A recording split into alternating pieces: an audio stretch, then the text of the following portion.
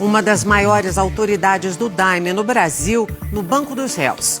A Justiça do Rio de Janeiro marcou o julgamento de Paulo Roberto Silva e Souza, um dos líderes da Igreja do Santo Daime.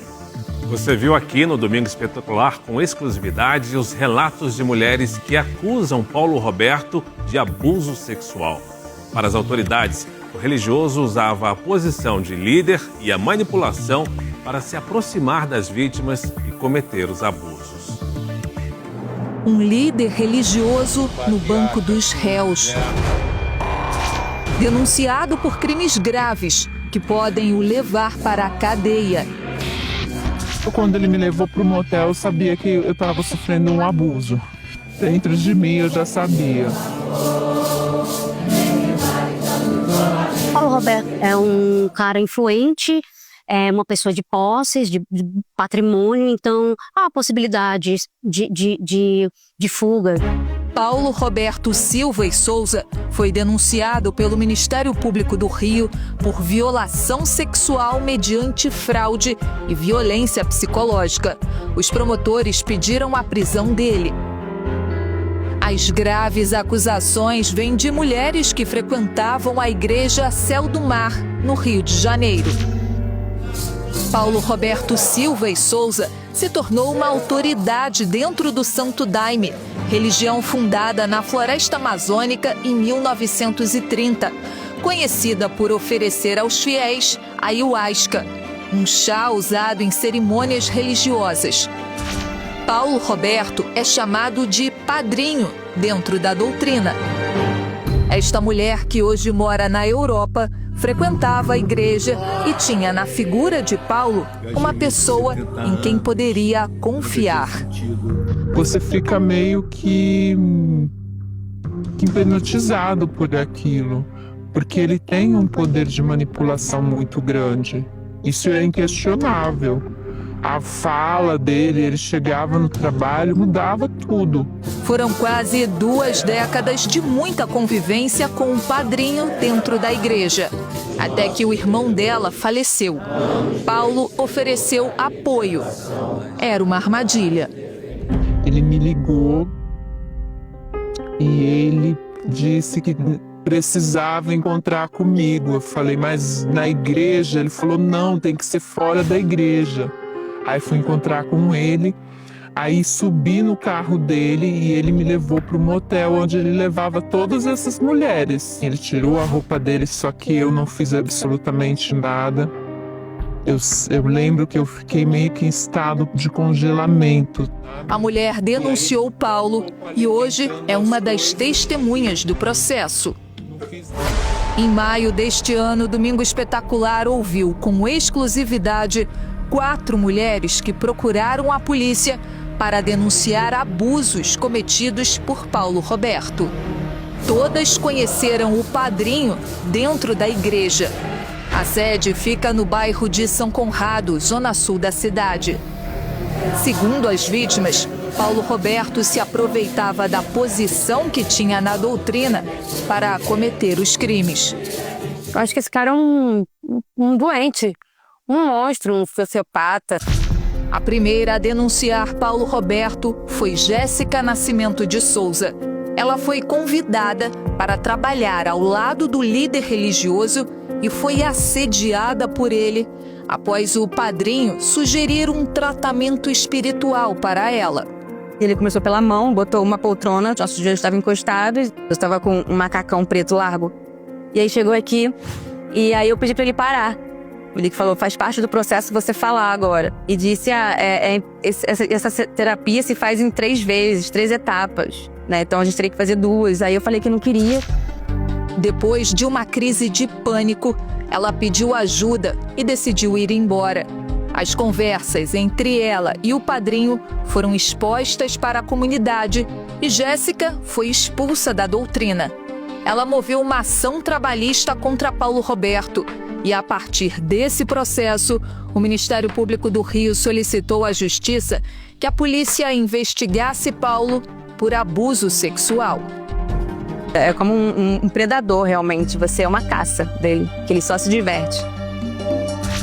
Fernanda também denunciou Paulo Roberto, que conheceu ainda na infância. Quando completou 17 anos, ele passou a exigir que a jovem o ajudasse em alguns trabalhos.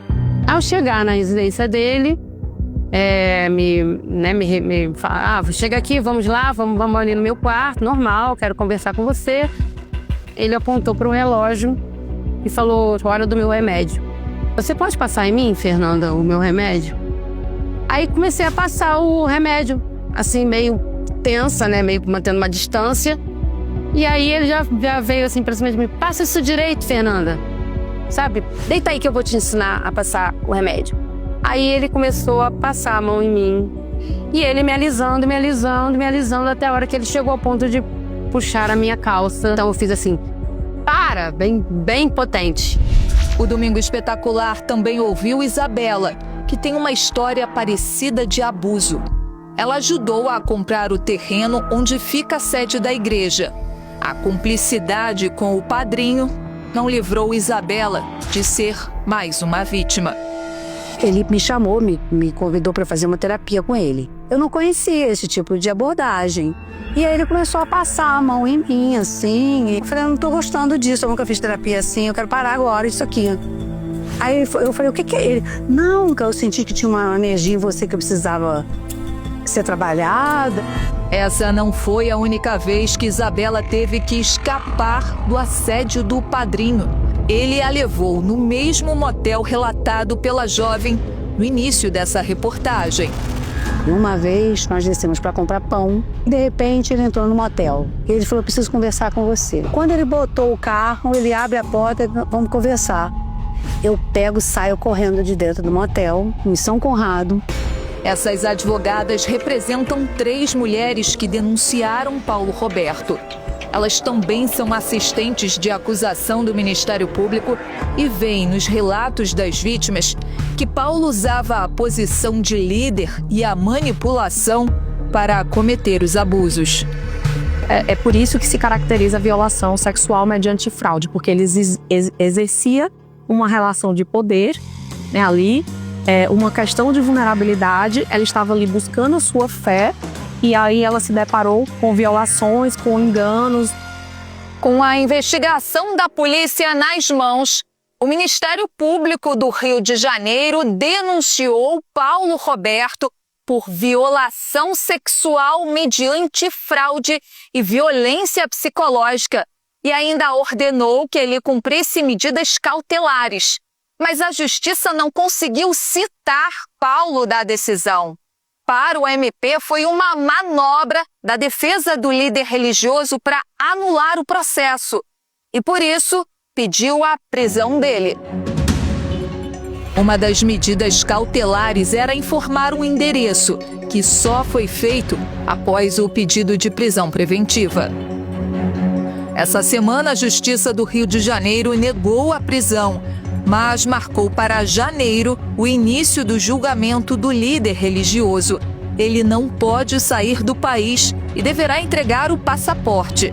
Para este advogado criminalista, uma medida para evitar a fuga do país. A medida cautelar relacionada à retenção do passaporte diz respeito a risco de fuga, né?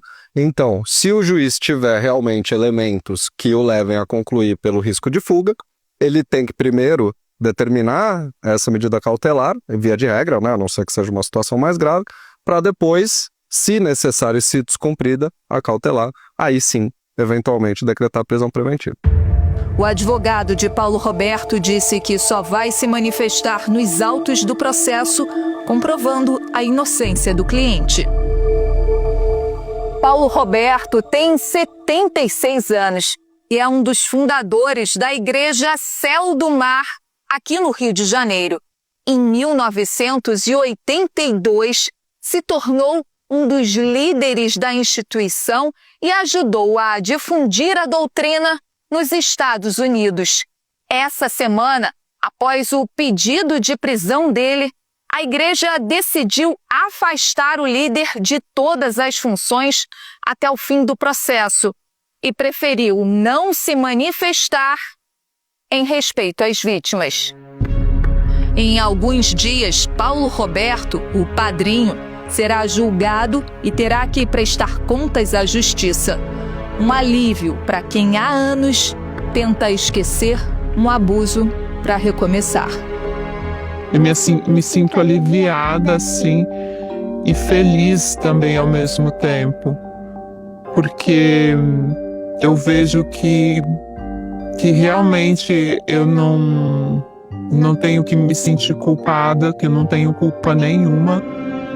A condenação, né, não vai apagar o que aconteceu com as vítimas, mas isso também é uma forma não de punir, mas de educar um sistema que acredita que pode se utilizar do poder para abusar, para enganar, para exercer tantas influências, imaculando inclusive a imagem de uma própria religião que nada tem a ver com quem está no poder.